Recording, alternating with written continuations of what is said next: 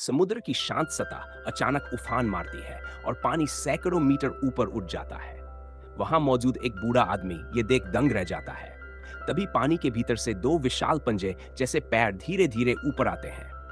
बूढ़ा समझ जाता है कि कुछ बड़ा संकट आने वाला है और भागने की कोशिश करता है। लेकिन तब तक राक्षस ने करोड़ों रुपए के मूल्य वाले बंदरगाह को कुछ ही क्षणों में तहस नहस कर दिया। उस झटके में बूढ़ा और कई अन्य लोग मारे गए। फिर पानी से एक विशाल राक्षस बाहर निकलता है। ये एक मछली पकड़ने वाली नाव को उठाकर हवा में फेंक देता है, जिससे वह जमीन पर गिरकर कई लोगों को कुचल देती है। इसके बाद आसमान से बाघ जैसी धारियों वाला एक विशाल पंजा नीचे गिरता है। पूरा शहर हड़कंप में आ जाता है। गाड़ियां टकराने लगती हैं, जहाज डूब जाते हैं और गगनचुंबी इमारतें ढह जाती हैं। लोग अपनी जान बचाने के लिए भागते हैं, लेकिन राक्षस से बच पाना नामुमकिन लगता है। कुछ लोग बहादुरी दिखाकर अपने मोबाइल से राक्षस का वीडियो बनाने की कोशिश करते हैं, लेकिन राक्षस उन्हें भी कुचल देता है। शहर में अफरा तफरी मच जाती है।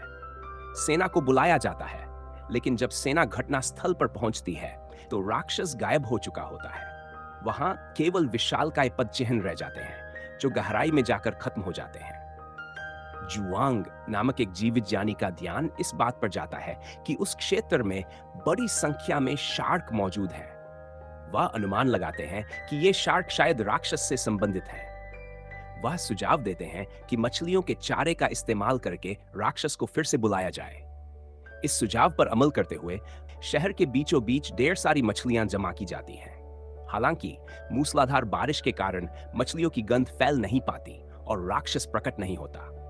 डॉस जुआंग सुझाव देते हैं कि पानी की सभी नालियां खोली जाएं ताकि गंध राक्षस तक पहुंच सके। जैसे ही यह किया जाता है, जमीन पर एक विशाल दरार बनती है और उसमें से राक्षस बाहर निकलता है।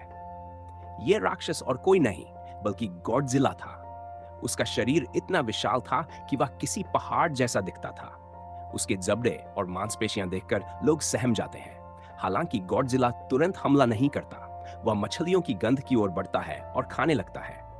इसी बीच सेना उस पर हमला करती है, लेकिन गॉडजिला सेना के हथियारों को आसानी से नष्ट कर देता है और भारी तबाही मचाकर वापस समुद्र में चला जाता है।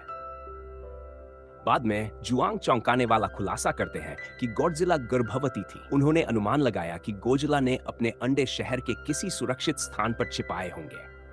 अगर इन अंडों को नष्ट न किया गया तो मानवता को भारी संकट का सामना करना पड़ सकता है। दादा जुआंग और उनकी टीम ने अंडों की खोज शुरू की।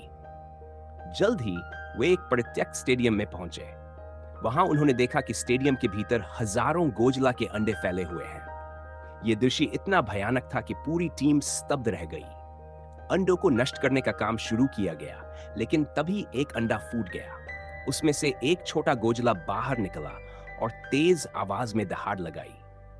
इसके बाद बाकी अंडे भी फूटने लगे और देखते ही देखते हजारों छोटे गोजिला वहां से बाहर निकल आए। गोजिला के इन बच्चों ने स्टेडियम को तहस नहस कर दिया। दादा जुआंग और उनकी टीम ने किसी तरह वहां से भागने की कोशिश की, लेकिन उन्हें छोटे गोजिला ने घेर लिया। संकट के इस क्षण में लेफ्टिनेंट रेनॉल्ड्स ने अपनी जान जोखिम में डालकर टीम को सुरक्षित बाहर निकाला।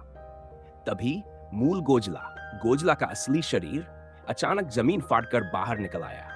उसने अपने बच्चों को देखा और गुस्से में इंसानों की तरफ बढ़ने लगा। जुआंग और उनकी टीम ने उसे एक चाल में फंसाने का निर्णय लिया। वे उसे यांगजी नदी पुल की ओर ले गए। गोजिला पुल पर चढ़ते ही उसके भारी शरीर ने पुल को हिला दिया। तभी सेना ने विशेष लड़ाकू विमानों से हमला किया। पुल के तारों ने गोजिला को जकड़ लिया और उस पर कई शक्तिशाली मिसाइलें दागी गई। अंततः यह महाशक्तिशाली राक्षस, जिसने मानवता के लिए इतना बड़ा खतरा पैदा किया था, मारा गया। लोगों ने राहत की सांस ली और जश्न मनाया। लेकिन इस जश्न के बीच कोई नहीं जानता था कि स्टेडियम में अभी भी एक अंडा सुरक्षित बचा हुआ था, जो विस्फोट से बच गया था।